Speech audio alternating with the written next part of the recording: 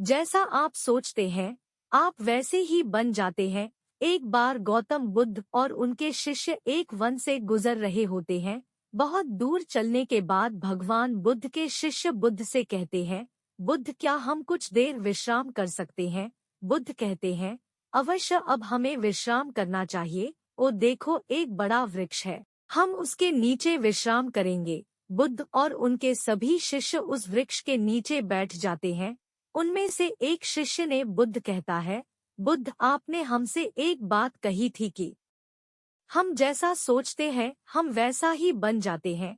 कृपा करके इस कथन को विस्तार से समझाइए। बुद्ध कहते हैं, अवश्य, मैं तुम्हें एक छोटी सी कहानी सुनाता हूँ। एक नगर में एक बहुत धनी सेठ रहता था। उसके पास धन की कोई कमी नहीं थी, परंतु फिर भी हर समय धन इकट्ठा करने के बारे में सोचता रहता था। एक बार सेठ के घर उसका एक रिश्तेदार आता है। सेठ उसकी खूब खातिरदारी करता है।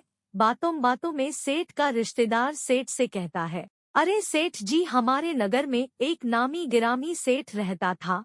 वह आपसे ज्यादा धनवान था। वह सेठ पूछता है, पर तुम एक बात बताओ, तुम उसे रहता था क्यों कह रहे हो? सेठ का रिश्तेदार कहता है, रहता था मैं इसलिए कह रहा हूँ क्योंकि वह अब जीवित नहीं है, वह मर चुका है। सेठ बेचारा धन को इकट्ठा करते करते वह यह भी भूल गया कि मृत्यु नाम की चीज होती है, सेठ को भी आती है।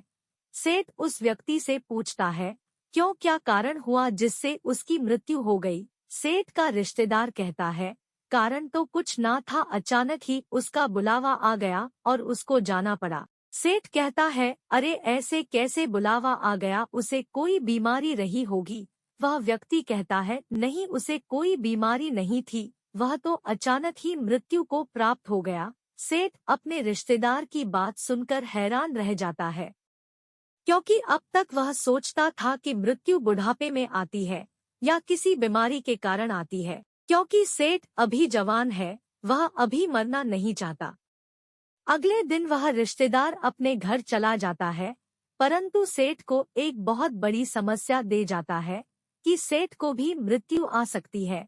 सेठ जैसे पहले धन के बारे में सोचता था, अब केवल मृत्यु के बारे में सोचने लगता है कि कहीं मुझे मृत्यु ना आ जाए। समय बीतता है, सेठ बहुत कमजोर होने लगता है, क्योंकि वह अब सही से ना खाता है और ना पीता है, केवल मृत्यु के बारे में सोचता है। उसकी जीवा पर केवल एक ही कथन रहता था, कहीं मेरी मृत्यु ना हो जाए, और वह बीमार हो जाता है। उसकी ऐसी स्थिति हो जाती है मानो कभी भी प्राण निकल जाए। सभी लोग उस सेठ की ऐसी हालत देखकर बड़े आश्चर्यचकित होते हैं, क्योंकि उन्होंने देखा था वह सेठ हमेशा खुश रहता था, उसके पास धन की कोई कमी नहीं थी। पर अब इसको क्या हुआ?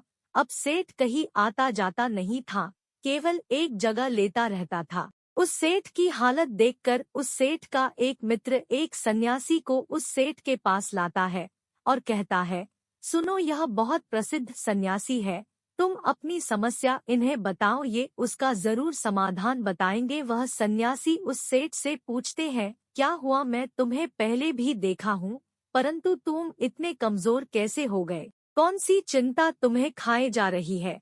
सन्यासी की बात सुनकर वह सेठ सन्यासी से कहता है, मैं मृत्यु को प्राप्त नहीं होना चाहता हूँ, कहीं मुझे मृत्यु ना आ जाए। सेठ की बात सुनकर वह सन्यासी मुस्कुराकर बोले, अच्छा, तुम्हें मृत्यु का भय है?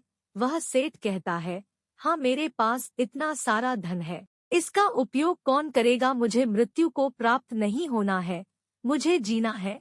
वह संत कहते हैं, तुम्हारी इस समस्या का मैं अभी समाधान निकलता हूँ। संत की बात सुनकर सेठ बहुत खुश होता है, उस संत के आगे हाथ जोड़ता है और कहता है, कृपा करके मेरे इस समस्या का समाधान कीजिए। वह संत उस सेठ से कहते हैं, मैं तुम्हें एक मंत्र देता हूँ, तुम बस इसका उच्चारण भीतर भी और बाहर भी करना, मतलब मुंह से भी यही मंत्र बोलना और अपने भीतर मन में भी यही मंत्र बोलना। यह मंत्र है, जब तक मुझे मृत्यु नहीं आएगी तब तक मैं जीऊंगा, जब तक मुझे मृत्यु नहीं आएगी तब तक मैं जीऊंगा। तुम इस मंत्र को 7 दिन तक लगातार जपना, मैं 7 दिन बाद आऊंगा। और वह सन्यासी वहां से चले जाते हैं। 7 दिन बाद वह सन्यासी आते हैं तो वह देखते हैं कि सेठ स्वस्थ होने लगता है और सेठ उस सन्यासी को देखकर उनके चरणों में गिर पड़ता है और उनको धन्यवाद कहता है। वह सेठ कहता है, आपके मंत्र ने कमाल ही कर दिया, अब मैं मृत्यु से भयभीत नहीं हूँ, क्योंकि जब तक मृत्यु नहीं आएगी तब तक मैं अपना जीवन जीऊंगा। पहले मैं मृत्यु के डर के कारण जीवन जी नहीं पा रहा था, परंतु आपके मंत्र ने मेरा जीवन ही बदल दिया। जब तक उस सेठ को दूसरे सेठ के बारे में नहीं पता चला था, तब तक वह केवल धन के बारे में सोचता था और दिन रात उसके धन में वृद्धि हो रही थी और उसका स्वास्थ्य भी ठीक रहता था।